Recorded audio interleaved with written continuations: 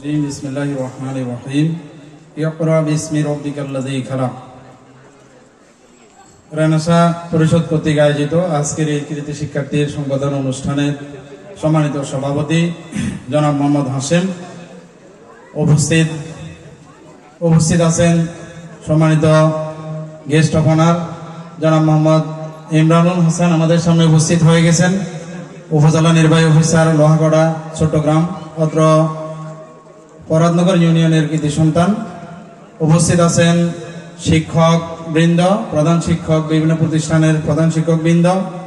আমার সামনে কৃতি শিক্ষার্থী, ছাত্রছাত্রী, ভাই বোনেরা, অভিভাবক অভিভাবিকা বৃন্দ, সাংবাদিক বন্ধুগণ এবং সর্বস্তরের এলাকাবাসী, আসসালামু আলাইকুম রহমতুল্লাহ।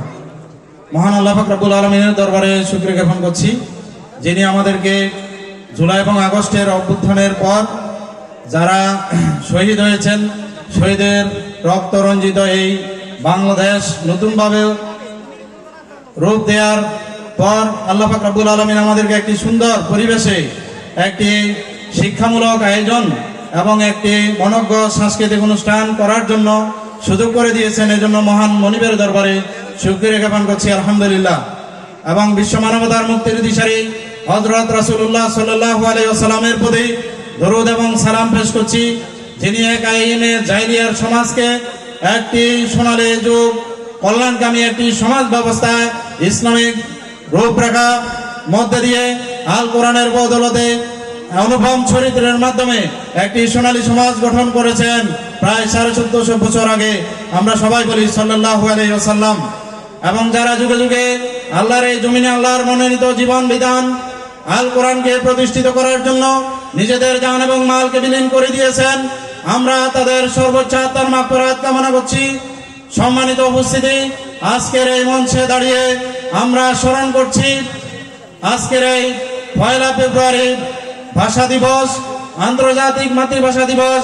মায়ের ভাষাকে সমুন্নত করার জন্য সারা বিশ্বের আলোড়ন সৃষ্টিকারী রফিক জব্বার সালাম সহ যারা নিজেদের প্রাণ, তাজা রক্তের প্রাণ বিলীন করে দিয়েছেন ঢাকার রাজপথে 1952 সালের 21 ফেব্রুয়ারিতে, আমরা তাদের আত্মার মাগফিরাত কামনা করছি। যারা এই বাংলাদেশকে নতুন রূপে স্বাধীন করেছেন, প্রায় 2000 শহীদের রক্তে রঞ্জিত এই বাংলাদেশ, আমরা তাদের সর্বোচ্চ আত্মার মাগফিরাত কামনা করছি। বিশেষ করে আজকে সাইদুর রহমান শহীদ হয়েছেন আমাদের ফাজিলপুরে, সম্মানিত উপস্থিতি, তার সর্বোচ্চ আত্মার মাগফিরাত কামনা করছি।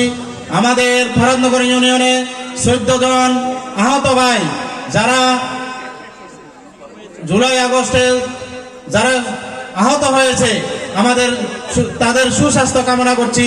সম্মানিত উপস্থিতি, আমি আজকের এই রেনেসা পরিষদে যে সুন্দর একটি আয়োজন শিক্ষাকে সমুন্নত করার জন্য, শিক্ষাকে এবং নৈতিক শিক্ষা এবং জাগতিক শিক্ষা সমন্বয় করে একটি সুন্দর সমাজ গঠন করার জন্য মেধাবীদেরকে যেই শিক্ষাবৃত্তির মাধ্যমে পুরস্কৃত করবেন, আমরা রেনেসা পরিষদকে আজকের আমি প্রোগ্রামের পক্ষ থেকে আন্তরিক মোবারকবাদ জানাচ্ছি। সম্মানিত উপস্থিতি, রেনেসা পরিষদের আরো অনেকগুলো কর্মসূচি রয়েছে, যে সাধারণ সর্বস্তরের মানুষের মাঝে যে কর্মসূচিগুলো রয়েছে, ধাপে ধাপে প্রত্যেক সময়ে সময়ে এই কর্মসূচিগুলো পালন করবে। এজন্য আমাদের সর্বস্তরের ফরাদনগরবাসীকে আন্তরিক সহযোগিতা করার জন্য বিনীতভাবে অনুরোধ করছি। সম্মানিত উপস্থিতি, শিক্ষা এমন একটি বিষয়, শিক্ষা হচ্ছে জাতির মেরুদণ্ড। শিক্ষার মাধ্যমে একটি জাতিকে সোনালী যুগে একটি জাতিকে উন্নত করতে পারে।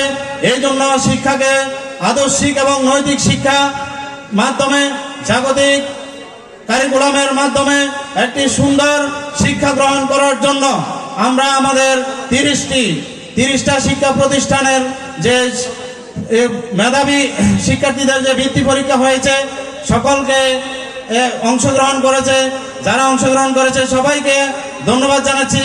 যাদেরকে আজকে পুরস্কার বিতরণী দিবে, সকলকে আমরা ধন্যবাদ জানিয়ে আজকে সন্ধ্যায় মানবগঞ্জে ইসলামিক সাংস্কৃতিক অনুষ্ঠান হবে। এই জন্য আমরা সবাই আন্তরিকভাবে অংশগ্রহণ করার জন্য বিনীতভাবে অনুরোধ করে আমি আমার কথা এখানে শেষ করছি। ওমা তৌফিক ইল্লা বিল্লাহ। আসসালামু আলাইকুম রহমতুল্লাহ।